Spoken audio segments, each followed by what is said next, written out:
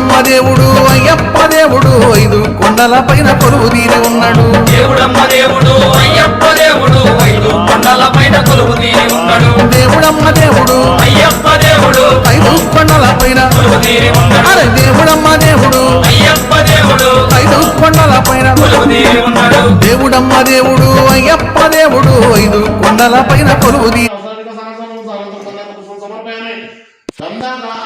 సమర్పయామి.